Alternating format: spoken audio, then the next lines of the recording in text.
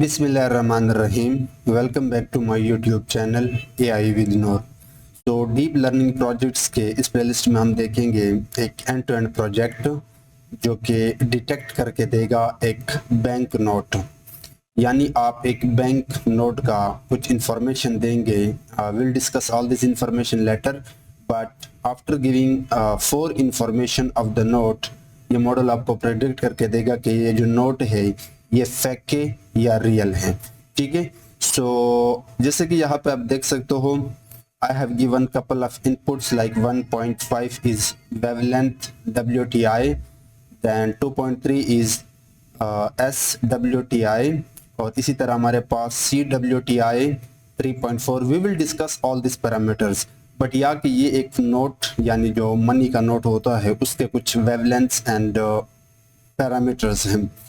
तो ये देने के बाद जैसे आप प्रेडिक्ट बटन पर क्लिक करते हो तो मॉडल आपको बताएगा कि ये जो नोट है ये रियल है या fake. Let me try one real note book sorry not information and let's see what the model predict for that note। तो यहाँ पे मैंने कुछ इनपुट फीचर्स पास कर लिए। Now let's see what the model say। so the model say that the image or based on all these input features the predicted result is a real note prediction।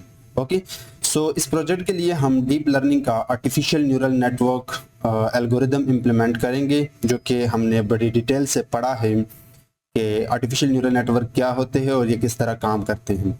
आज हम देखेंगे इस project में artificial neural network को classification के लिए यानी real और फेक क्लासिफिकेशन के लिए हम इसको इम्प्लीमेंट करेंगे यूजिंग केरास लाइब्रेरी।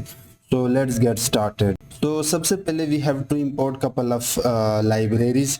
सबसे पहले मैं इंपोर्ट करता हूँ numpy को एज np, उसके बाद इंपोर्ट करता हूँ pandas डेटा सेट रीड करने के लिए, एंड देन यहाँ पे इंपोर्ट करता हूँ matplotlib dot pyplot as plt visualization के लिए।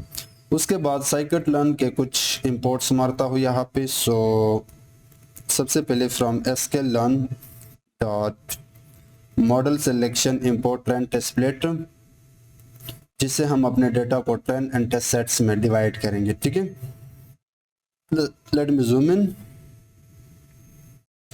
And also from sklearn dot preprocessing we have to import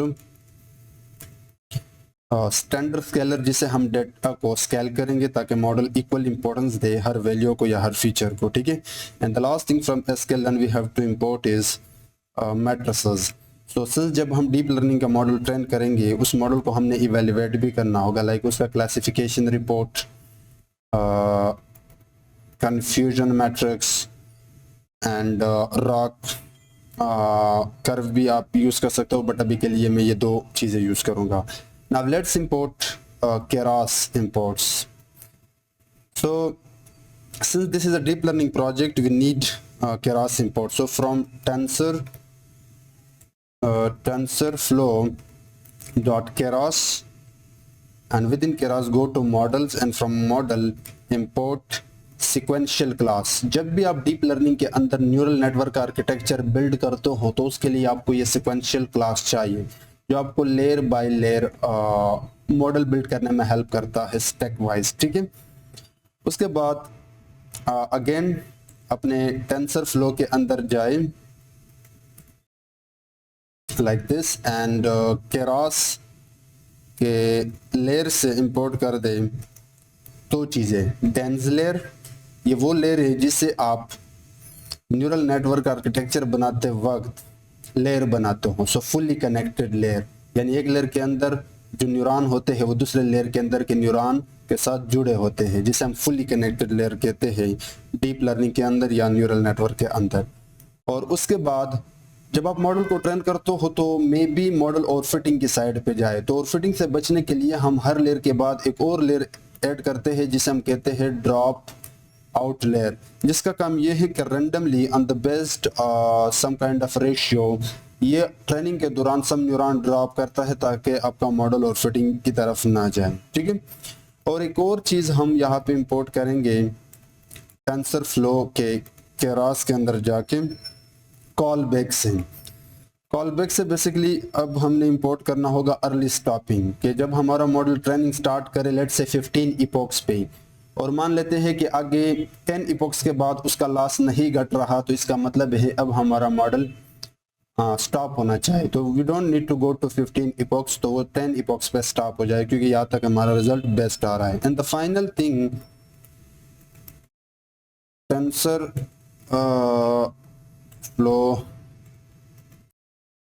flow के केरा से इंपोर्ट कर दें, बल्कि यूटिल से import कर the two categorical. Since we have two classes 0 and 1, we have to convert to categories. ये भी हम आगे देखेंगे. So these are the imports. मैं जल्दी से इसको रन करता हूँ. Now let's import data set. So data set import करने के लिए डेटा सेट का लिंक मैंने वीडियो के डिस्क्रिप्शन में प्रोवाइड किया है, आप वहां से इसको एक्सेस करके डाउनलोड कर लेना। ये डेटा सेट है जिसमें आपके पास बेसिकली दो है, टेस्ट एंड ट्रेन। अभी के लिए आप जस्ट ट्रेन पे क्लिक कर दें and then click on this button so that ये डाउनलोड हो जाए। डाउनलोड होने के बाद अब मैं यहाँ पे डेटा सेट को लोड करता हूँ। Now let me explain this data set. तो इस डेटा सेट के अंदर we have couple of input features, यानी यहाँ पे 4 इनपुट फीचर्स है और एक टारगेट फीचर्स है। तो मतलब ये सुपरवाइज लर्निंग प्रॉब्लम है, क्योंकि वहाँ पे लेबल डेटा होता है, यानी इनपुट एंड टारगेट। अब हमने टारगेट को देखना होगा, तो अगर टारगेट को देखा जाए इसमें 0 एंड 1 है। 1 रिप्रेजेंट करता है रियल नोट को, 0 रिप्रेजेंट करता है फेक नोट को। सो मतलब ये बाइनरी क्लास क्लासिफिकेशन प्रॉब्लम है। तो हम देखेंगे कि हम किस तरह न्यूरल नेटवर्क को क्लासिफिकेशन के लिए यूज कर सकते हैं, स्पेशली जो फर्स्ट आर्किटेक्चर है लाइक आर्टिफिशियल न्यूरल नेटवर्क। ठीक है, अब ये जो इनपुट फीचर्स है ये किसी बैंक नोट का इंफॉर्मेशन है, जैसे कि यहाँ पे मैंने एक्सप्लेन किया है। VWTI stand for variance of wavelength transformed. जो नोटबुक का इमेज है उसका जो वेरिएंस ऑफ वेवलेंथ ट्रांसफॉर्म्ड का वैल्यू है उसको हम कहते हैं VWTI। इसी तरह skewness of wavelength transformed note का and kurtosis of wavelength transformed image का। ठीक है, and EI is entropy of image. Now you don't need to remember all these things and you don't need to understand all these things because we are data scientist, और data scientist को just problem statement को समझना है and then वो अपना काम करता है, यानी मॉडल को बिल्ड करना, ट्रेन करना एंड डिप्लॉय करना। बट या ये वैल्यू है हर नोड का, जैसे कि this is the first note with all this input features and this is a fake note. इसी तरह ये एक और नोट है और ये एक रियल नोट है। ठीक है, I hope you get the idea. Now let's do data pre processing. Data pre processing हम यहाँ पे इसलिए करेंगे ताकि हमारा जो मॉडल हो वो अच्छे तरीके से रिजल्ट दे। तो सबसे पहले मैं इनपुट फीचर जितने हैं वो यहाँ पे निकालता हूँ, वो मैं डेटा के अंदर जाके ड्रॉप कर दूंगा। अपना जो टारगेट कॉलम है उसका नाम है क्लास, एक्सेस दूंगा कॉलम वाइज, और इसके बाद डेटा के अंदर जाके जो क्लास कॉलम है वो x को दूंगा, y को दूंगा। तो अगर मैं आपको x दिखाऊं, x में हमारे पास सारे के सारे इनपुट फीचर्स आ गए एंड अगर y दिखाऊं तो टारगेट आ गए। ठीक है, तो ये हमने जस्ट अभी के लिए स्प्लिट किया। अब सबसे पहले मैं यहाँ पे ट्रेन टेस्ट स्प्लिट मारता हूँ, तो उसके लिए मुझे यूज करने होंगे 4 सेट लाइक दिस के x ट्रेन x टेस्ट, उसके बाद अपना y train and y test. अब मैं क्या करूंगा कि जो ट्रेन टेस्ट स्प्लिट फंक्शन है उसको मैं अपना x एंड y पास करूंगा एंड यहाँ पे टेस्ट साइज में मेंशन करता हूँ 0.2 एंड रैंडम स्टैटिक पैरामीटर होता है रैंडम जस्ट आउटपुट को सेम रखने के लिए मैं इसको 42 रखता हूँ। सो होगा क्या कि जो x के अंदर इनपुट डेटा है उसका अपना 80% डेटा x ट्रेन में जाएगा and remaining 20% data x test में जाएगा। इसी तरह y से y ट्रेन में 80% डेटा एंड y टेस्ट में 20% डेटा। ट्रेन टेस्ट स्प्लिट मारने के बाद अब मैं वैलिडेशन सेट बनाऊंगा। तो वैलिडेशन सेट कैसे बनाऊंगा कि मैं यहाँ पे एक और जुगाड़ लगाता हूँ x ट्रेन, लेकिन इस बार x वेल के नाम से एक और वेरिएबल बनाता हूँ y train and y well, और उसके बाद मैं ट्रेन टेस्ट स्प्लिट में दोबारा जाके, लेकिन इस बार जो अपना x ट्रेन है जिसमें 80% डेटा है एंड जो y ट्रेन है जिसमें टारगेट का 80% डेटा है, उसके बेस पे मैं यहाँ पे वैलिडेशन सेट बनाऊंगा। सो टेस्ट साइज रखूंगा अगेन 0.2। सो अब क्या होगा कि अब इस सेट एंड इस सेट से 80% डेटा एक्सट्रेन में आएगा यानी एक्सट्रेन से, रिमेनिंग 20 एक्स वैलिडेशन में, और इसी तरह वाई ट्रेन से 20 यहाँ पे आएगा, सॉरी 80 यहाँ पे आएगा एंड रिमेनिंग 20 वाई वैलिडेशन में आएगा, ठीक है। और अगेन रैंडम स्टैट में यहाँ पे 42 रखता हूँ, like this. Now let's scale the data set. अब आपको पता है कि मशीन लर्निंग के अंदर या डीप लर्निंग के अंदर जो टेबुलर डेटा होता है, न्यूमेरिक वैल्यू, आप उनको स्केल करते हो। द रीजन इज कि अगर मैं आपको एक्स ट्रेन दिखाऊं, नाउ अगर आप मॉडल ऐसे डेटा पे ट्रेन करते हो जैसे कि यहाँ पे एक वैल्यू है 1000 और यहाँ पे एक वैल्यू है 10, तो मॉडल 1000 को इंपॉर्टेंस देगा इन कंपैरिजन टू 10, क्योंकि 10 लोअर वैल्यू है एंड 1000 हायर वैल्यू है। तो अगर हम चाहते हैं कि मॉडल हर वैल्यू को इक्वल इंपॉर्टेंस दे, then we have to scale this values, ताकि खास रेंज में ले आए, ताकि मॉडल सबको इक्वल इंपॉर्टेंस दे, और इसको आप कहते हो स्केलिंग। तो मुझे सबसे पहले स्केलर के नाम से स्टैंडर्ड स्केलर का ऑब्जेक्ट बनाना होगा, और उसके बाद तो यहाँ पे मैं स्केलर को कॉल करता हूँ और इसके अंदर एक मेथड होता है फिट ट्रांसफॉर्म। फिर मैं जाके अपना जो एक्सट्रेन है वो पास करता हूँ और इसको मैं कहता हूँ एक्सट्रेन, और ये सेम काम में एक्स वेल के साथ करता हूँ। सो उसके लिए मुझे स्केलर, लेकिन नेक्स्ट टाइम फिर आप जस्ट ट्रांसफॉर्म के साथ ये काम कर सकते हो, और यहाँ पे भी मुझे एक्स वेल देना होगा। And also we have to do with X test, क्योंकि ये हमारा इनपुट डाटा है।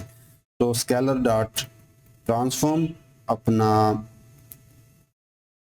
एक्स टेस्ट, ठीक है। सो अब हमने ये डेटा स्केल किया। तो अगर मैं आपको रन दिखाऊं, लास्ट टाइम आपके वैल्यू ये है, लेकिन जैसे मैं रन करता हूँ अब ये एक एरे बन गया जिसमें खास रेंज में तमाम के तमाम वैल्यूज आ गए। This is first input column and this is second, this is third and this is fourth one, ठीक है। बट वैल्यू यहाँ पे खास रेंज में आ गई। अब हमारा जो टारगेट कॉलम है यानी वाई ट्रेन, उसके अगर मैं वैल्यूज निकालूं तो ये आ गए, 0 and 1 की कॉम्बिनेशन है। इसको मैं एक लिस्ट में, ये मेरा एक लिस्ट हो गया। इसी तरह जो वाई वेल है वो भी मैं वाई वेल से निकाल के, यानी उनकी वैल्यूज़, एंड जो वाई टेस्ट है उसके साथ भी ये सेम काम करता हूँ, लाइक दिस। अब मैं क्या करूँगा, अब मेरे पास आ गए जितने भी डेटा प्री प्रोसेसिंग के स्टेप्स थे वो मेरे पास आ गए। So if I just show you the shapes of all the like X train, Y test, Y val, ताकि हम देख सकें कि कितना डेटा किस वेरिएबल में कितना डेटा आया है।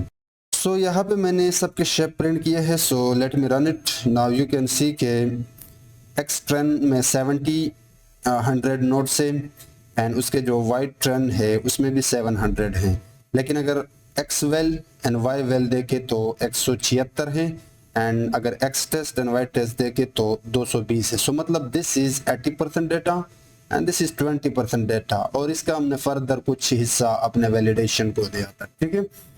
नाउ ये तो हो गया अपना data pre processing step. Now the main thing कि अब हम एक आर्टिफिशियल न्यूरल नेटवर्क बिल्ड करें for classification. So define the model. अब मॉडल कैसे आप डिफाइन करते हो, मैंने आपको ऑलरेडी बड़े डिटेल से बताया है कि उसके लिए आप सिक्वेंशियल क्लास यूज करते हो जो आपको न्यूरल नेटवर्क की आर्किटेक्चर बनाने में हेल्प करता है।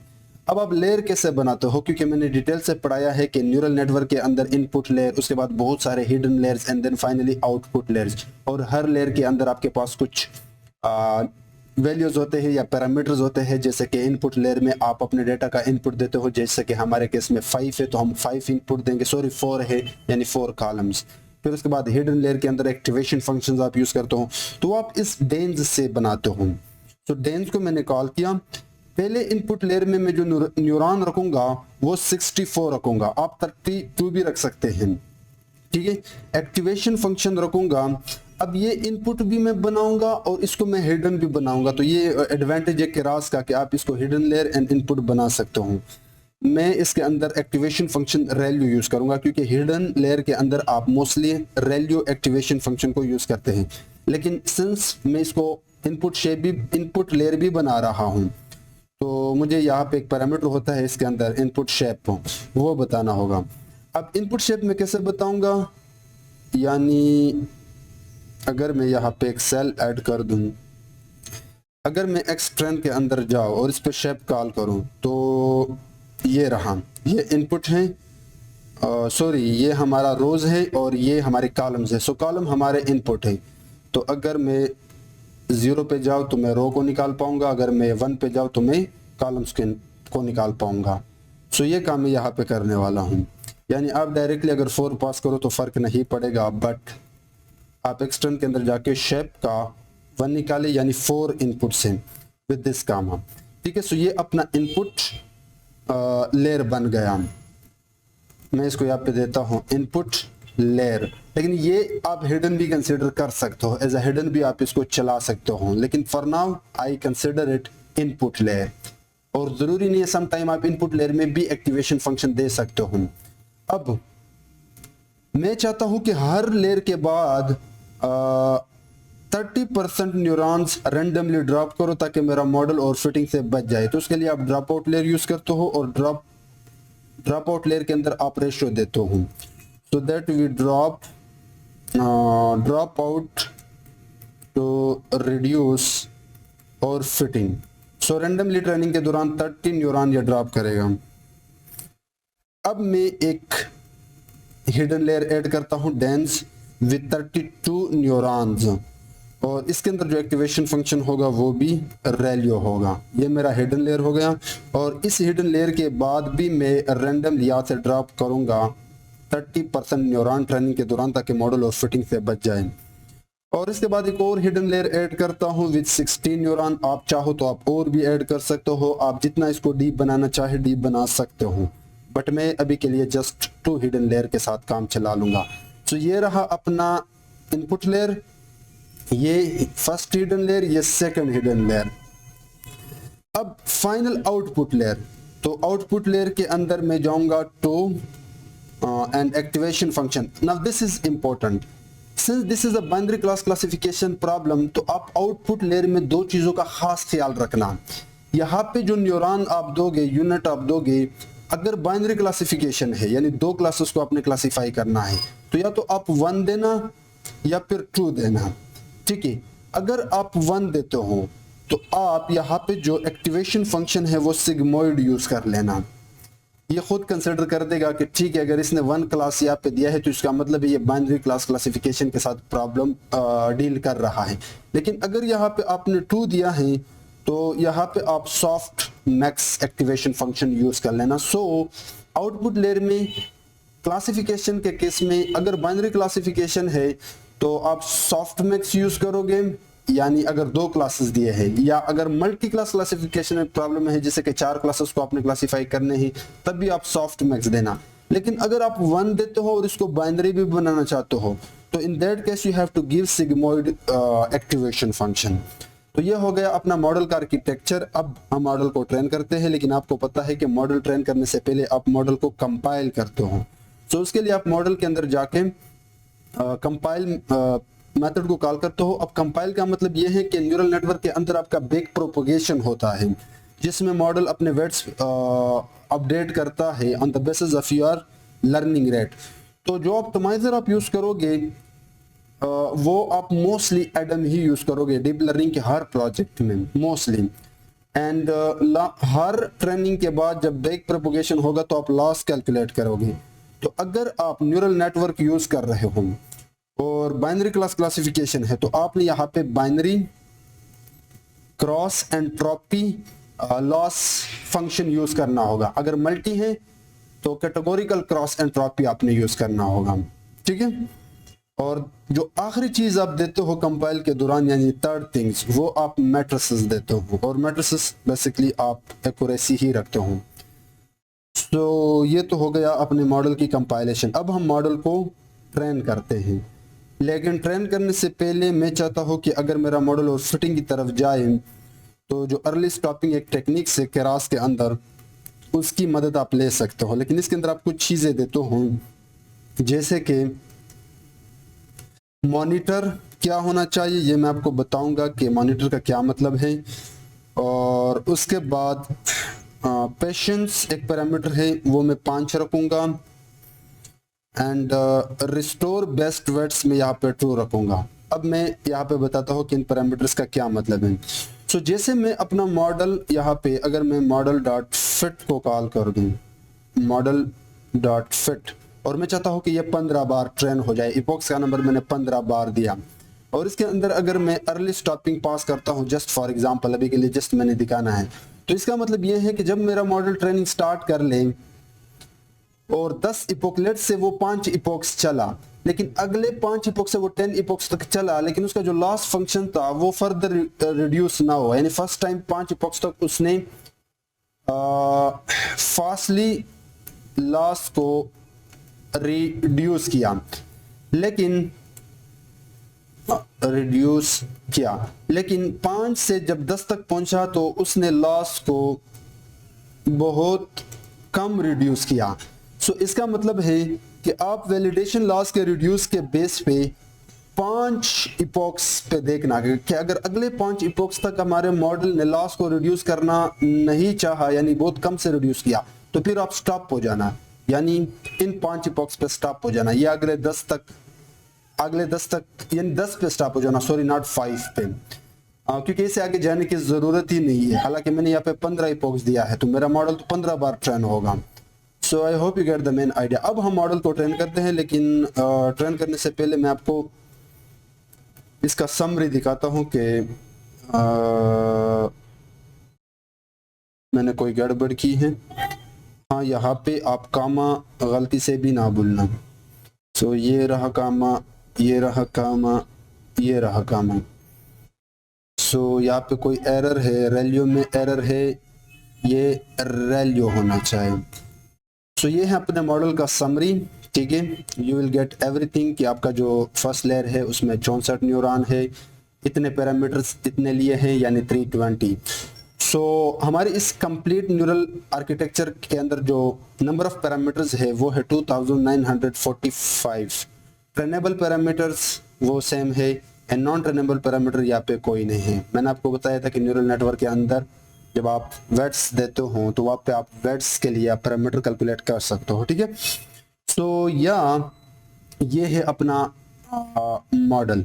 अब हमने क्या करना है कि इस मॉडल को ट्रेन करना है, तो ट्रेन करने के लिए आप सिंपली मॉडल के ऊपर जाके फिट मेथड को कॉल करते हो, लेकिन ट्रेन करते वक्त मैं इसको हिस्ट्री में स्टोर करूंगा। सो मॉडल डॉट फिट, अब फिट के अंदर आप कुछ चीजें पास करते हो, क्योंकि अब मॉडल का ट्रेनिंग फेज है, तो जो अपना एक्सट्रेन एंड वाई ट्रेन है वो पास करते हो ट्रेनिंग के लिए। एंड वैलिडेशन एक पैरामीटर होता है वैलिडेशन डेटा, उसमें मैं पास करूंगा अपना एक्सवेल एंड वाईवेल। एंड कितनी बार आप इसको ट्रेन करना चाहते हो, मैं चाहता हूँ कि 15 इपॉक्स तक चले। एंड बैच डीप लर्निंग में आपको पता है कि आप चाहते हो कि आपका मेमोरी सेव हो जाए और आपके मॉडल का जो स्पीड हो वो फास्ट हो, तो फिर आप बैचेस में डाटा को रीड कर सकते हो। तो मैं 12 बैच यहाँ पे देता हूँ। And the final thing callbacks, यहाँ पे मैं कॉल करता हूँ, और कॉल बैक्स में मैं अपना अर्ली स्टॉपिंग जो मैंने डिफाइन किया है, कहाँ पे डिफाइन किया था, यहाँ पे जो डिफाइन किया है वो पास करता हूँ। सो अब देखना, मैं जैसे इसको रन करना स्टार्ट करो, ये फर्स्ट इपोक चला, सेकंड, थर्ड, फोर्थ। अब देखना फर्स्ट इपोक के बाद वैलिडेशन लॉस यहाँ पे बहुत ही तेजी से घट रहा है, ठीक है।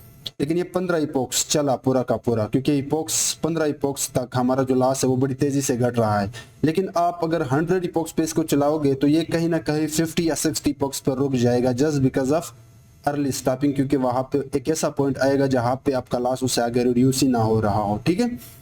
सो ये इनकेस जब आप 100 इपॉक्स पे चलाते हो अपने मॉडल को और वो काफी टाइम ले रहा होता है, तो इन दैट केस ये चीज आप जरूर यूज कर लेना। अब इस प्रोजेक्ट में अगर आप अर्ली स्टॉपिंग यूज ना भी करें तब भी आपका काम चल जाएगा, ठीक है।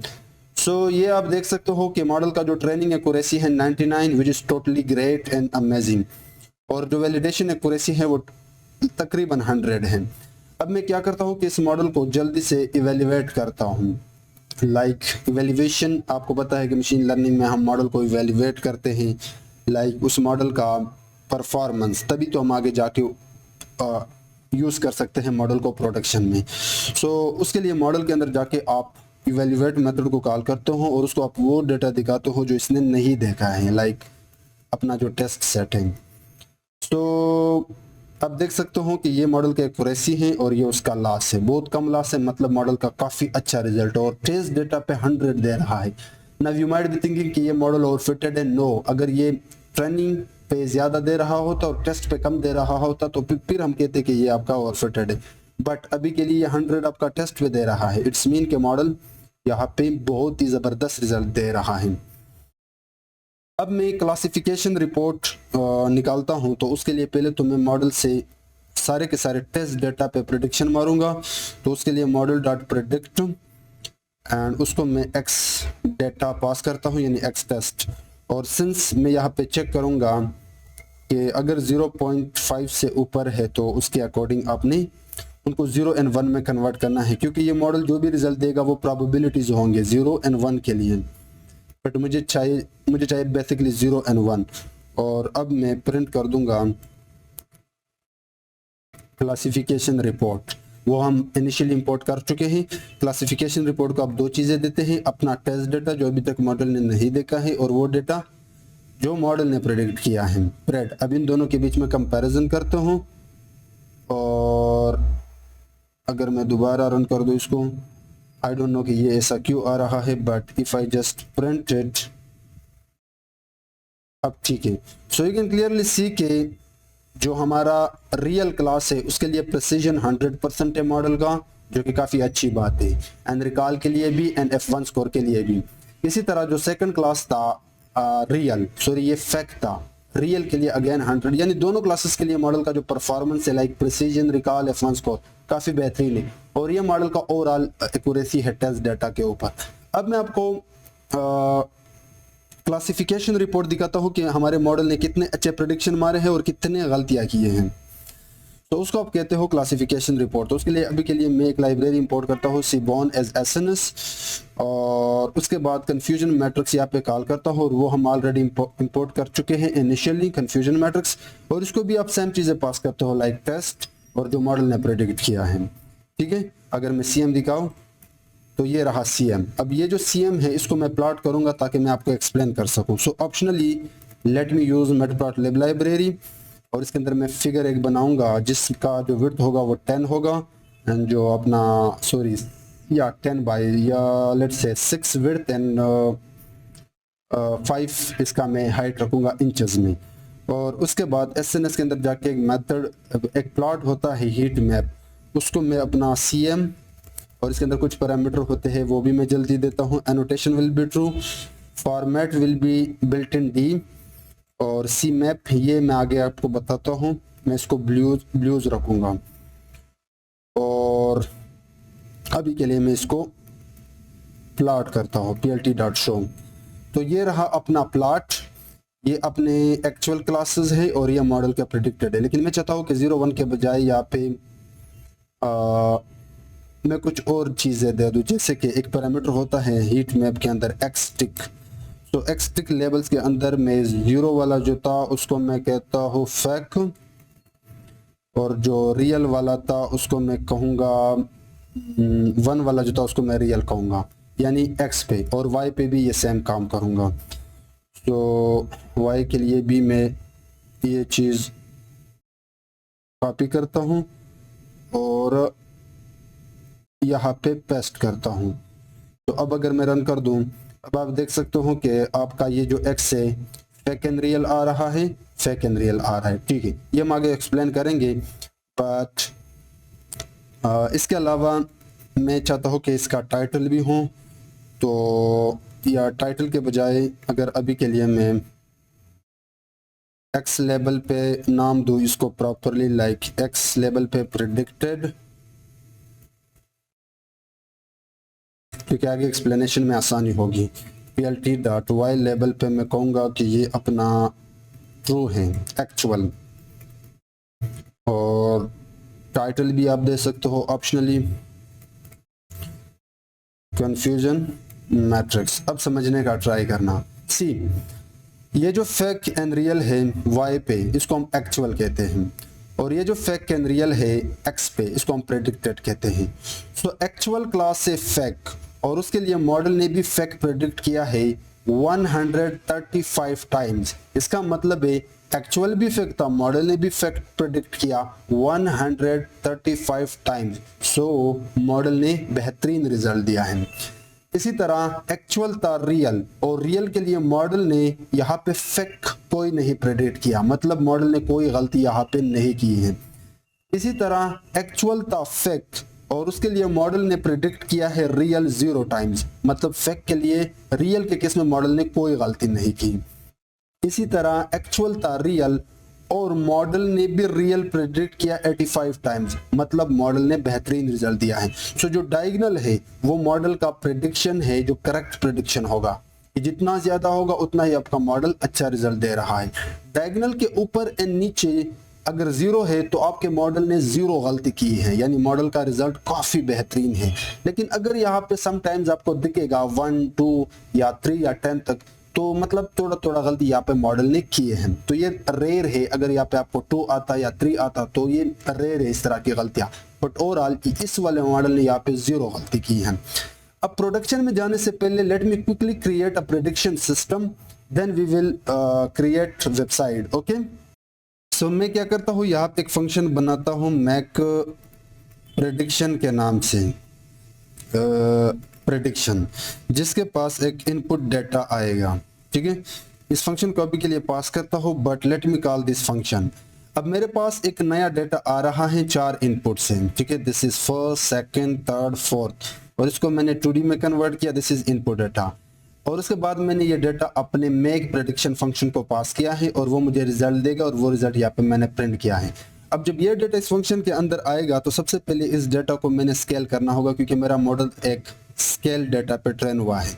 तो हमारे पास पहले से स्केलर है ट्रांसफॉर्म, और इसको मैं पास करूंगा अपना इनपुट डाटा जो इस फंक्शन के पास आ रहा है, और इसको मैं कहता हूँ इनपुट डाटा स्केल्ड। ठीक है, यानी पहले जब आप मॉडल को ट्रेन करते हो तो उसके ऊपर जो आपने जो भी प्री प्रोसेसिंग स्टेप्स किए थे, तो प्रोडक्शन में जो नया डाटा है उस पर भी आपने एग्जैक्टली वही सेम स्टेप्स अप्लाई करने होंगे, तब आपका मॉडल अच्छा रिजल्ट देगा। तो हमने जस्ट स्केल किया था डाटा प्री प्रोसेसिंग के दौरान, वो मैंने यहाँ पे किया। उसके बाद मैं मॉडल से यहाँ पे प्रेडिक्ट मारूंगा इस नए डाटा के ऊपर, और ये रहा अपना इनपुट डाटा स्केल्ड। ठीक है, और ये मॉडल मुझे कोई क्लास प्रेडिक्ट करके देगा, और इसको मैं कहता हूँ प्रेडिक्शंस। अब इस इमेज के लिए मॉडल ने दो इस प्रेडिक्शन के पास 2 चीजें होंगे, क्योंकि हमारे पास 2 क्लासेस हैं, लाइक 90 और 13। ठीक है, यानी इस तरह के प्रोबेबिलिटीज इसने प्रेडिक्ट किए होंगे। तो मैं चाहता हूं कि जो सबसे मैक्सिमम हो वो मैं यहाँ पे निकालूं, यानी अब मैं प्रोबेबिलिटी से बेसिकली वो क्लास निकालना चाहता हूं जो कि 0 या 1 ही होगा। मॉडल ने दोनों में से एक तो प्रेडिक्ट किया होगा। तो उसके लिए मैं यहाँ पे एक वेरिएबल बनाता हूं प्रेडिक्टेड क्लास, और जो प्रेडिक्शन है उसके अंदर जाके मैं कहता हूं कि इफ इट्स ग्रेटर देन 0.5, पहले तो मैं इसको इंट में कन्वर्ट कर दूंगा, इंट, यानी अगर कोई प्रोबेबिलिटी है, इसी तरह का प्रोबेबिलिटी है, तो अब उसके लिए मेरे पास वो क्लास आएगा 0 या 1, just because of this condition, because finally I want this 2 things on the basis of this probability और मॉडल रिजल्ट। तो ये कोड मुझे यहाँ पे करना पड़ा, और अब मैं चेक करूंगा कि इफ द प्रेडिक्टेड क्लास, यानी मॉडल ने जो प्रेडिक्ट किया है, सिंस वो एक लिस्ट के अंदर होगा, तो मैं उसको लिस्ट से निकाल के देखता हूं कि अगर वो 1 है तो फिर आप रिटर्न कर दें रियल नॉट, एल्स यानी अगर 1 नहीं होगा तो फिर इसका मतलब है कि ये यहाँ पे अपना फेक नोट है। बस यही कोड हमने करना था, यही कोड है। तो ये मैंने रन किया और ये भी मैंने रन किया, तो यहाँ पे फेक नोट, ठीक है, मॉडल ने प्रेडिक्ट किया है कि फेक नोट है। तो मैं एक और इनपुट पास करता हूँ, तो यहाँ पे मैंने एक और डेटा पास किया, let me run it, and इसके लिए ये कह रहा है रियल नोट। ठीक है। सो अब हमने क्या करना होगा कि we have to create a website, लेकिन उसके लिए we have to save the model. So model को आप कॉल करो और उसके ऊपर आप सेव को कॉल करो एंड देन किसी कोई नाम दे दो विद H5, क्योंकि ये केरास का है तो आप H5 के साथ ही सेव करोगे। तो ये मैंने सेव किया, यहाँ पे मॉडल को मैंने सेव किया। मेरे पास एक डायरेक्टरी है मॉडल्स के नाम से, अगर मैं यहाँ पे जाऊँ तो मैंने एक डायरेक्टरी बनाई है, उसके अंदर मैंने इस नाम से अपने मॉडल को सेव किया। अब सिंस प्रोडक्शन में मुझे स्केलर भी चाहिए था तो मैंने स्केलर को भी सेव किया यूजिंग पिकल लाइब्रेरी। तो पिकल के अंदर जाके आप डंप कर दे स्केलर को, ठीक है। सो अब अगर मैं ये रन करूंगा तो मेरे ये दोनों चीजें यहाँ पे आ जाएंगी। बेसिकली मैं ऑलरेडी कर चुका हूँ, आप देख सकते हो। ये वाला मैं पहले कर चुका था, इसको मैं डिलीट कर लेता हूँ। सो अब मेरे पास मॉडल भी आ गया, स्केलर भी आ गया, ठीक है।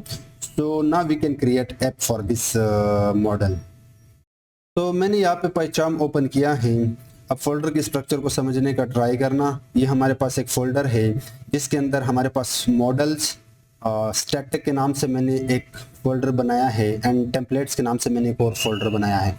बट ये है app.py जिसमें हम बैकएंड वाला कोड करेंगे, ठीक है। इसके अंदर हम फ्लास्क वाला कोड करेंगे। टेम्पलेट्स के अंदर आप वो फाइल रखते हो लाइक HTML फाइल, यानी फ्रंट एंड वाले फाइल जो आप फ्रंट एंड बनाते हो।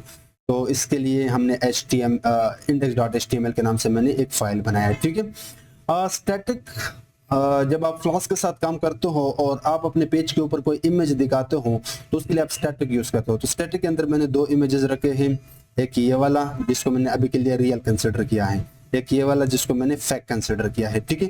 अब first let's work on front end. तो फ्रंट एंड के लिए मैं HTML का जो बेसिक सिंटैक्स है वो जल्दी से यहाँ पे लेकर आता हूँ विद बूटस्ट्रैप। अब बूटस्ट्रैप आपको पता होगा कि ये आपको बिल्ट इन क्लासेस प्रोवाइड करता है CSS के लिए, लेकिन अभी के लिए मैं क्या करता हूँ, स्टार्ट करता हूँ फ्रंट एंड इम्प्लीमेंटेशन। सो मैं यहाँ पे एक कंटेनर बनाऊंगा। कंटेनर एक क्लास है बूटस्ट्रैप का, जिसका फायदा ये है कि इसने CSS पहले से किया होगा, ठीक है। अब इस कंटेनर के अंदर मैं एक डिव ऐड करूंगा विद द क्लास रो, और एक और क्लास में ऐड करूंगा जस्टिफाई कंटेंट सेंटर। ये बूटस्ट्रैप के क्लासेस है, यानी इस डिव का जो CSS होगा वो बूटस्ट्रैप मुझे प्रोवाइड कर देगा। मैं जस्ट यहाँ पे क्लासेस को यूज करने वाला हूँ। And again you don't need to remember all this stuffs. And अब इसके अंदर मैं एक और क्लास लेता हूँ कार्ड के नाम से, जिसके अंदर अब मैं प्रॉपरली टाइटल दिखाऊंगा। तो अब कार्ड का एक हेडर होता है बूटस्ट्रैप के अंदर। सो card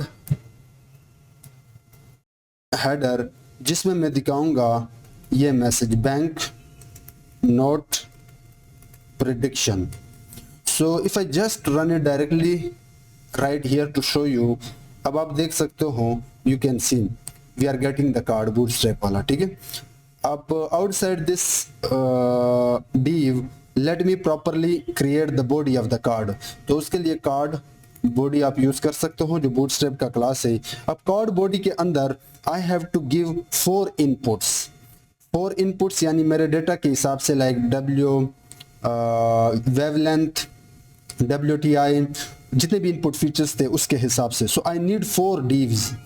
first div will be, if you just learn this one तो बाकी आपके लिए आसान हो जाएंगे। कॉल MD6, ये बूटस्ट्रैप का एक क्लास है जिसमें जो एक रो में आप एक कॉलम के तौर पे एक इनपुट फील्ड को रख सकते हो। अब इनपुट फील्ड के लिए मुझे चाहिए लेबल। तो पहला है डेटा के अंदर पहला जो कॉलम था उसका ये नाम था, आप कोई भी नाम दे सकते हो। और मैं इस पर एक बूटस्ट्रैप का क्लास ऐड करता हूँ लाइक फॉर्म लेबल, जो जिसका डिज़ाइन पहले से हो चुका होगा। और यहाँ पे मैं कहता हूँ VWIT। अब मैं इसका इनपुट लूँगा, जहाँ पे यूज़र से मैं इनपुट लूँगा। सो टेक्स्ट के बजाय यहाँ पे आप नंबर देना, क्योंकि we are getting number from user. Step will be, step attribute यहाँ पे होता है HTML के अंदर, उसको आप any रखना। एंड क्लास आप ऐड कर लेना बूटस्ट्रैप का जिसका CSS पहले से हो चुका होगा, कंट्रोल फॉर्म कंट्रोल। एंड उसके बाद आप ID ऑप्शनली ऐड कर सकते हो, VWTI के नाम से मैं करता हूँ। And name, this is important parameter जिसको हम बाद में समझेंगे, MTI, इसको भी मैंने MTI रखा। And the final is required, यानी यहाँ पे आपको नंबर डालना ही होगा। So if I just show you Now we have this input field. Now I want to add another input field right here. So इसलिए मैंने यहाँ पे call md6 यूज किया था. So I'll just control C and control V. So now if I just show, we are getting 2, but I am not going to paste it right here. मैं इसको card body के अंदर ही sorry मैंने यहाँ पे एक मिस्टेक किया. मैं इन दोनों को यहाँ से कट मारूंगा कुछ इस तरह, और अब मैं एक और डिव ऐड करता हूँ बेसिकली जो मैं यहाँ पे भूल गया. रो मार्जिन बी विल बी 3. इस रो के अंदर आप कितने इनपुट रखना चाहते हो वो फिर आप डाल सकते हो. तो अब मेरे एक रो के अंदर आ रहे होंगे. यू कैन सी कि अब एक रो के अंदर 2 इनपुट फील्ड हैं. If you want to add another, so just copy this and paste it right here. But I want के एक इनपुट के अंदर मेरे पास 2 हो. So the second one was SWTI. So let me just change this thing SWTI, and accordingly SWTI and SWTI. ठीक है. अब सेकंड रो बनाऊंगा, तो सेकंड रो के लिए क्या मैं ऐसा ना कर लूं कि इस पूरे रो को कॉपी कर लूं, कंट्रोल C, और उसके बाद इसी सेम कार्ड के अंदर यानी right after the second row. So second row में हमारे पास था this is second row. ठीक है, like this. If I just make it, give me a second. ये सेकंड रो था. हाँ अब ठीक है. अब सेकंड रो के अंदर जो पहला एलिमेंट है उसको मैं नाम देता हूँ लाइक CWTI. मेरे डेटा का जो थर्ड कॉलम था CWTI and CWTI, and the last one was EI, entropy. यहाँ पे भी मैं इसको EI करता हूँ, एंड यहाँ पे भी मैं इसको EI करता हूँ, एंड यहाँ पे भी मैं इसको EI करता हूँ. So just let me show you. Now we have 2. First row में 2 इनपुट फील्ड, सेकंड रो में 2 input field. Now we have to add a button जिसके सबमिट पे हम डेटा बैकएंड को पास करेंगे. तो वो बटन में एग्जैक्टली इस डिव के बाद ऐड करूंगा राइट हियर. सो बटन में जो टाइप होगा उसको मैं सबमिट रखता हूं, और जो क्लास होगा बूटस्ट्रैप का BTN प्राइमरी रखता हूं जिसका CSS पहले से हो चुका होगा. एंड बटन के अंदर मैं कहूँगा predict. Let me also add another bootstrap class. Width will be 100 like this, यानी ताकि ये फुल विड्थ ले. वहाँ पे ये देखिए फुल विड्थ इसने ले लिया, लेकिन आप देख सकते हो कि इसका जो CSS से थोड़ा बहुत अच्छा नहीं है. So you can also add your custom CSS which is important part if you want to add custom CSS for your project. तो कस्टम CSS के लिए आप हेड के बाद स्टाइल टैग ऐड कर सकते हो. जैसे कि if I just want to change the entire page colour, then I can say that background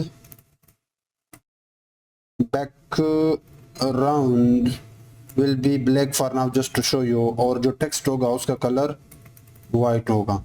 so if I just show you, you can see हमने इंटायर पेज का जो बैकग्राउंड कलर था वो चेंज किया. So you can also do custom CSS. सो वो मैंने पहले से किया है, जस्ट मैंने आपको दिखाना है, क्योंकि CSS अगर मैं आपको इम्प्लीमेंट करके दिखाऊंगा then it will take a lot of time. तो यहाँ पे मैंने CSS ऐड कर लिया. यहाँ पे थोड़ा बहुत CSS, ये बॉडी का CSS मैंने ऐड किया. ये कंटेनर में मैंने मार्जिन टॉप 80 पिक्सल रखा, क्योंकि मैं चाहता हूँ कि मैं इसको ऊपर से खिसका लूँ. ये देखिए ऊपर से मैंने खिसका लिया. पहले ये पूरा जो कंटेनर था अटैच था यहाँ पे, तो मैंने ऊपर से खिसकाया. उसके बाद जो पूरा कार्ड था उसमें मैंने बॉक्स शेडो ऐड किया. बॉक्स शेडो ये जो बॉर्डर पे आपको शेडो दिख रहा है वो भी हमने ऐड किया. बाकी इसके विड्थ और बहुत सारी चीज़ें मैंने हैंडल की. तो CSS आप एक्सप्लोर कर लेना, ये सारा का सारा कोड आपको मिल जाएगा. बट या अब हमने ये करना है कि इस इनपुट फील्ड या इस इनपुट फील्ड या इस इनपुट फील्ड पे यूजर जो भी डेटा डालेगा इस नेम पैरामीटर की मदद से we have to get on this submit button all the data right here in app.py. so app.py के अंदर अब हम सर्वर यानी बैकएंड वाला कोड इंप्लीमेंट करने वाले हैं। तो उसके लिए सबसे पहले आपको इंपोर्ट करना होगा फ्रॉम फ्लास्क एक फ्रेमवर्क के जो आपको वेब डेवलपमेंट बनाने में हेल्प करता है। इसके अंदर एक क्लास होता है कैपिटल F वाला फ्लास्क जिससे आप एप्लीकेशन बनाते हो। रेंडर टेम्पलेट एक क्लास से सिंस अब जब हम ऐप रन करेंगे तो वो सर्वर से करेंगे बैकएंड से। तो अगर आपने बैकएंड यानी सर्वर से index.html यानी फ्रंट एंड के साथ रीडायरेक्ट होना है तो उसके लिए आप रेंडर टेम्पलेट यूज करते हो। और फ्रंट एंड से जो भी डेटा आप गेट करते हो उसके लिए आपको सबसे पहले बैकएंड से रिक्वेस्ट मारना होगा, तो उसके लिए आप रिक्वेस्ट यूज करते हो। ठीक है, तो ये हो गए अपने सारे के सारे फ्लास्क वाले इंपोर्ट्स। और मेरे पास सेव स्केलर है, वो पिकल लाइब्रेरी से मैं लोड करूंगा और मुझे numpy की ज़रूरत पड़ेगी तो मैं numpy को एज np इंपोर्ट करूंगा। और उसके बाद टेंसरफ्लो के अंदर जाके केरास के अंदर जाके मॉडल्स को कॉल करके उससे इंपोर्ट करता हूँ लोड मॉडल क्लास को, क्योंकि मैंने मॉडल को सेव किया है तो वो हमने लोड भी करना है। अब सबसे पहले आपने जाना है अपने टर्मिनल में और टर्मिनल के अंदर you have to install all this library. So pip install सबसे पहले फ्लास्क, उसके बाद अपना टेंसरफ्लो या जैसे एंटर करोगे ये दोनों आपके इंस्टॉल हो जाएंगे, लेकिन मैं यहाँ पे इंस्टॉल नहीं करने वाला क्योंकि मैं ऑलरेडी इंस्टॉल कर चुका हूँ।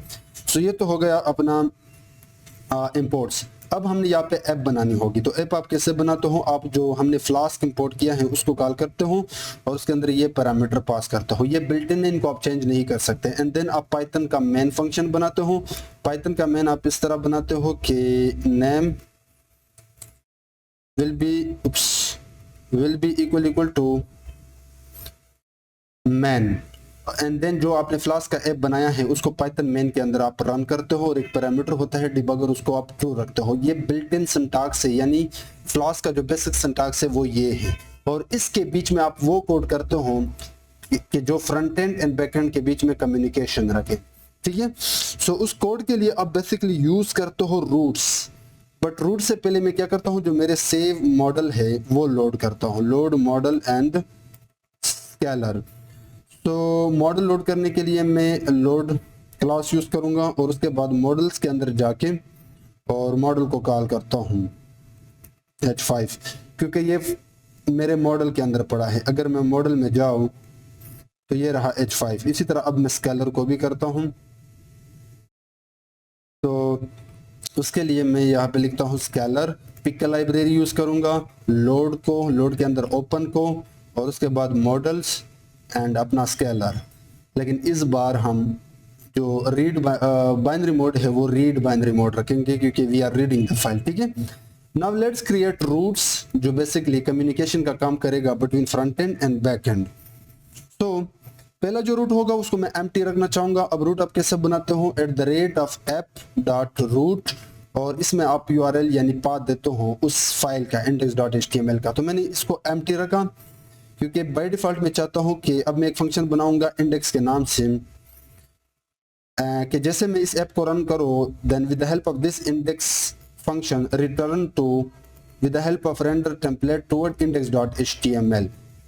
सो ये रेंडर टेम्पलेट मुझे रीडायरेक्ट कर देगा टुवर्ड दिस index.html। अब पिछली बार तो मैंने रन किया था ऐप डायरेक्टली वहां से, लेकिन अब मैं प्रॉपरली सर्वर से इसको रन करता हूं। सो आप राइट क्लिक करें, रन ऐप पे क्लिक करें, यहाँ पे आपको आपके इस वेबसाइट का URL मिल जाएगा। आप उसको कॉपी करके क्रोम ब्राउजर में पेस्ट करना तो प्रॉपरली सर्वर पे आपका ये ऐप रन करेगा।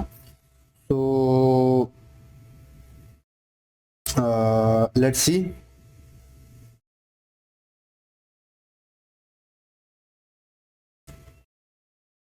सो ये यहाँ पे आपका URL आ गया, इस पे आप क्लिक कर दें। जैसे आप क्लिक करते हो तो आपका ऐप यहाँ पे ओपन होना स्टार्ट हो जाएगा। सो अब आप देख सकते हो कि हमारा ऐप प्रॉपरली अब सर्वर से रन हो रहा है इस लोकल होस्ट पे। ठीक है, now the last URL that I am going to create after this URL वो मैं बेसिकली रूट बनाऊंगा as a API end point के तौर पे काम करेगा। सो अगेन सेम तरीका है रूट, लेकिन इस बार you have to type pass predict. Y predict I show a bit later, but यहाँ पे मैंने प्रेडिक्ट पास किया। उसके बाद मेथड एक पैरामीटर होता है मेथड्स, वो आप लिखते हो एंड इसमें या तो आप गेट रखोगे या फिर पोस्ट, क्योंकि आपको पता है कि वेब डेवलपमेंट के अंदर front end and back and में जो कम्युनिकेशन होता है या डेटा आना जाना लगा रहता है वो इन रिक्वेस्ट की वजह से होता है। उसके बाद मैं एक फंक्शन बनाऊंगा डेफ प्रेडिक्ट के नाम से, और अब इसके अंदर मैं सबसे पहले ये जो हमारा यहाँ पे मैंने फॉर्म नहीं दिया था, आई थिंक ओके ये फॉर्म मैंने दिया कार्ड के बॉडी के अंदर, जो डेटा मैंने पास किया था ये पूरा का पूरा इसको मैंने फॉर्म के अंदर पास किया, क्योंकि अगर आप फॉर्म के अंदर पास नहीं करते तो फिर आपका ये जो सबमिट बटन है वो काम नहीं करेगा। ठीक है, अब फॉर्म क्या होता है, फॉर्म के अंदर आप यूजर से डेटा लेते हो। अब फॉर्म के अंदर आप दो चीजें पास करते हो, एक्शन जिसका मैंने नाम दिया है प्रेडिक्ट, कि आपने जो डेटा यहाँ से देनी है वो इस एपीआई एंड पॉइंट को देनी है, and method will be post, कि यहाँ से जो भी जाएगा रिक्वेस्ट वो पोस्ट वाला होगा, वो एपीआई एंड पॉइंट यहाँ पे आ गया। ठीक है, अब यहाँ पे मैं सबसे पहले चेक करता हूँ with the help of request, यानी फ्लास्क वाला रिक्वेस्ट जो ऊपर हमने इंपोर्ट किया था, इसके अंदर जाके मेथड कि अगर वहां से रिक्वेस्ट आ रहा है पोस्ट, देन आगे जाके सबसे पहले फॉर्म की जो इनपुट फील्ड है उनका डेटा गेट करें। सो डेटा गेट करने के लिए आप रिक्वेस्ट यूज करते हो, रिक्वेस्ट के अंदर जाके आप फॉर्म को रिक्वेस्ट मारते हो एंड फिर उस इनपुट फील्ड का नाम देते हो, जैसे कि पहला जो था वो था VWTI, और उसका डेटा मैं स्टोर करता हूँ VWTI नाम वेरिएबल में, लेकिन स्टोर करने से पहले मैं इनको फ्लोट में भी कन्वर्ट करता हूँ। ठीक है, और उसके बाद मेरे पास जो दूसरा था SWTI, वो डेटा यहाँ पे गेट करता हूँ in the same way request dot form, और वहाँ पे उस इनपुट फील्ड का नाम था SWTI। नाउ ये जो नेम है दिस नेम, ये हमने यहाँ पे दिए थे अगर आपको याद हो, एग्जैक्टली दिस नेम। ठीक है, now let's also do for this. So मैं यहाँ पे तो सारा का सारा डेटा हमने अकॉर्डिंगली यहाँ पे गेट किया। अब मैं एक काम करता हूँ कि इसको एक numpy एरे में कन्वर्ट करता हूँ, like prepare input data for prediction. So हमने इसको एक प्रॉपरली 2D में लेकर आना होगा, तो मैं इसको कहता हूँ इनपुट डेटा, उसके बाद numpy एरे के अंदर जाके इसको मैं 2D में कन्वर्ट करता हूँ। सो पहला होगा VWTI, सेकंड था SWTI and CWTI and EI। ठीक है, और अब ये डेटा में इससे मैं मॉडल से प्रेडिक्ट मारूंगा। तो प्रेडिक्शन के लिए तो हमारे पास ऑलरेडी फंक्शन था, अगर आपको याद हो, जो हमने नोटबुक में यूज किया था। तो उसी फंक्शन को मैं यहाँ पे गेट प्रेडिक्शंस, उसी फंक्शन को मैं यहाँ पे यूज करने वाला हूँ, और उस फंक्शन का नाम वो हमें रिजल्ट दे रहा था अगर आपको याद हो। सो उसको मैं नाम देता हूँ मेक प्रेडिक्शन वाला फंक्शन, और इसको मैं अपना ये पूरा का पूरा इनपुट डेटा पास करूंगा। ठीक है, और उस फंक्शन को मैं यहाँ पे डिफाइन करता हूँ, यानी एग्जैक्टली वही सेम फंक्शन मैं यहाँ पे पेस्ट करने वाला हूँ। This is the same function. पहले इसके अंदर हमने डेटा को स्केल किया, फिर मॉडल से प्रेडिक्ट किया, फिर क्लास निकाला, लेकिन इस बार इस क्लास को हमने डायरेक्टली यहाँ पे रिटर्न मारा। अब 0 या 1 होगा, इस रिजल्ट के पास या तो 0 होगा या 1 होगा। अब मैं एक चेक लगाऊंगा, एक लॉजिक लगाऊंगा, इफ रिजल्ट इक्वल टू 1, तो मैं एक वेरिएबल बनाता हूं आउटपुट के नाम से, इसमें स्टोर कर दो रियल को। एल्स अगर मॉडल ने रिटर्न किया है 0, तो फिर आउटपुट को दे दो फेक। ठीक है, I hope you get the idea. अब we have to pass this output to front end so that we can print और डिस्प्ले राइट देयर, क्योंकि मॉडल यहाँ पे रिजल्ट को एट अ टाइम आप जो भी इनपुट डालेगा हर बार आपको कुछ ना कुछ प्रेडिक्ट करके देगा, 0 या 1। अगर 1 है तो फिर रियल होगा आउटपुट के पास, अगर 0 है तो फेक होगा। सो अब मैं क्या करूंगा, रिटर्न मारूंगा। So return with the help of render template towards index.html, but जाते वक्त अपने साथ प्रेडिक्शन नाम वेरिएबल के अंदर ये भी ले जा आउटपुट को। ठीक है, अब इस आउटपुट इस प्रेडिक्शन के पास या तो रियल होगा या फेक होगा प्रेडिक्शन के हिसाब से। ठीक है, and also finally outside this entire if we can also return with the help of render template to our index.html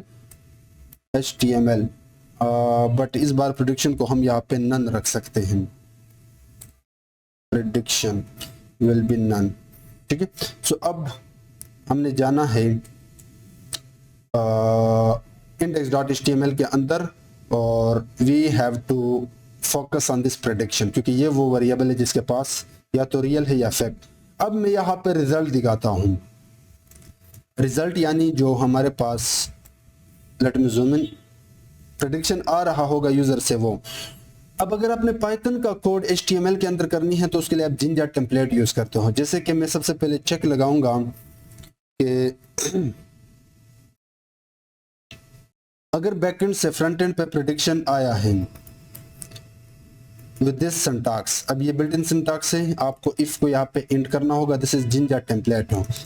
अगर प्रेडिक्शन आया है तो फिर आप रिजल्ट दिखाएं। अब रिजल्ट मैं दो तरीके से दिखाऊंगा, लेकिन एक डिव यहाँ पे बनाता हूँ। अलर्ट एक होता है क्लास बूटस्ट्रैप का, एंड अलर्ट एक और क्लास होता है इन्फो, एंड एक और क्लास होता है टेक्स्ट सेंटर। इस डिव के अंदर मैं रिजल्ट, ये क्या हो गया, बेसिकली डिव क्लास था अलर्ट, एक और क्लास में ऐड करूंगा अलर्ट इन्फो, एक और क्लास में ऐड करूंगा टेक्स्ट सेंटर।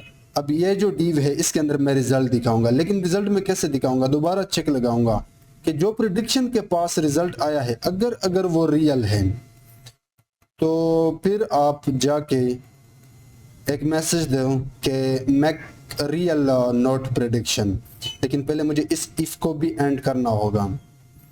अब इसके अंदर मैं दिखाऊंगा सबसे पहले H4 टैग के अंदर रियल नॉट प्रेडिक्शन, और मैं उसका इमेज भी दिखाऊंगा। तो उसके लिए मैं इमेज टैग लगाऊंगा, और फ्लास के अंदर आप इमेज इस सिंटैक्स के अंदर दिखाते हो, आप यूज करते हो URL for with this syntax, exactly this syntax. Now within this first you have to mention वो folder static जिसमें image पड़ा है, second file name, so file name था image.png real का। so अगर मैं यहाँ पे आ जाऊँ static के अंदर we have this real image and this fake image, ठीक है। so ये काम मैंने कर लिया real के केस में, but what if prediction के पास fake हो, तो फिर हम कहेंगे फेक नोट प्रेडिक्शन, और यहाँ पे इमेज फेक वाला मैं ऐड करूँगा, ठीक है। I hope you get the idea. So ये जस्ट हम रिजल्ट यहाँ पे दिखा रहे हैं कंडीशन के हिसाब से। अब इनका भी थोड़ा CSS यहाँ पे ऑलरेडी हो चुका है। So now let me properly run this app and let's see the output. So मैं यहाँ पे राइट क्लिक करके इसको एक बार फिर से रन करता हूँ एंड लेट्स सी। सो ये मैंने ओपन किया। अब मैं जल्दी से एक बार फिर से आपको आउटपुट दिखाता हूँ। मैं यहाँ पे एक नोड का जो वेवलेंथ वे ट्रांसफॉर्म वैल्यू है वो कोई 1.8 है, एंड इसके SWTI के लिए मैं जो नोड का वैल्यू है वो डाल रहा हूँ कोई 0.5। यहाँ पे रेंडमली मैं डालता हूँ, आई डोंट नो कि ये अब क्या प्रेडिक्ट करेगा, बट रेंडमली अभी के लिए मैं डाल रहा हूँ। पिछली बार मैंने रियल वैल्यू डाले थे और उसके हिसाब से मॉडल ने रिजल्ट दिया था। So let's see. ओके, यहाँ पे कोई एरर आ रहा है, template, just give me a second. यहाँ पे थोड़ी सी गड़बड़ हमने की है और वो गड़बड़ मैं ढूंढने की कोशिश कर रहा हूँ, एक छोटा सा मिस्टेक होगा। ओके, यहाँ पे real run template index prediction. So अगर मैं app.py में जाऊँ, app.py के अंदर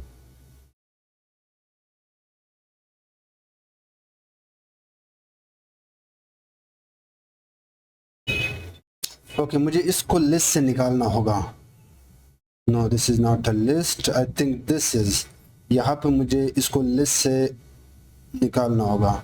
होपफुली यही इशू है, if I'm not wrong. So if I just go back and predict, सो अब आप देख सकते हो यहाँ पे इसने प्रेडिक्ट किया फेक नोड प्रेडिक्शन। आप यहाँ पे और भी ट्राई कर लेना। वैसे मैं आपको ऑलरेडी दिखा चुका हूँ कि मॉडल का जो परफॉर्मेंस है वो काफ़ी बेहतरीन है, क्योंकि यहाँ पे मॉडल ने कोई मिस्टेक नहीं किया है।